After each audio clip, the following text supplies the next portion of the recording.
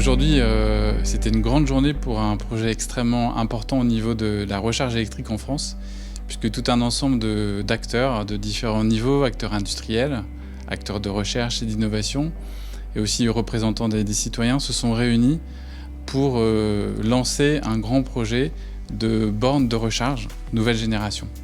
Il y a de plus en plus de véhicules électriques qui sont vendus, qui circulent, mais il y a toujours un sujet extrêmement important autour des bornes de recharge. Et c'est tous ensemble, territoires, industriels et usagers, que nous allons adresser les problématiques concrètes, opérationnelles des bornes de recharge. Il est important de synthétiser et de rassembler dans une même vision, un même point de vue, les contraintes et puis les opportunités d'une nouvelle borne de recharge nouvelle génération. Et l'intérêt, c'est vraiment d'avoir un projet commun et non pas d'avoir une multiplicité de tarifs, une multiplicité de normes techniques, une multiplicité de types d'usage, une multiplicité d'acteurs qui vont fournir l'électricité. Il faut avoir, oui, de multiples acteurs, mais par contre, il y aura une solution interopérable pour les usagers, pour que ce soit vraiment pratique pour ceux qui possèdent un véhicule électrique, de pouvoir le recharger indépendamment de qui fournit l'électricité à la borne, de qui fabrique la borne, et également de quel opérateur ils ont choisi pour payer la facture de leur plein électrique. Très concrètement, vous avez une norme qui s'appelle la norme 1518 et l'enjeu,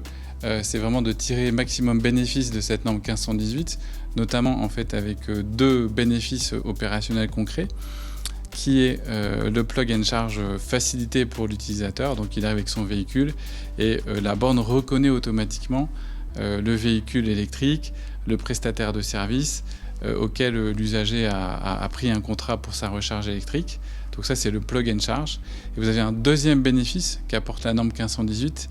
qui est la charge bidirectionnelle. Alors derrière ce mot un petit peu compliqué, c'est la borne peut charger le véhicule, ça c'est ce qu'on attend en tant que service, mais aussi si le véhicule est bien chargé, il peut aussi délester le réseau ou envoyer de l'électricité de sa batterie pleine vers le réseau si le réseau électrique a besoin d'électricité. Donc c'est ça le sens bidirectionnel, où le véhicule électrique est intégré dans l'équilibrage général du réseau électrique.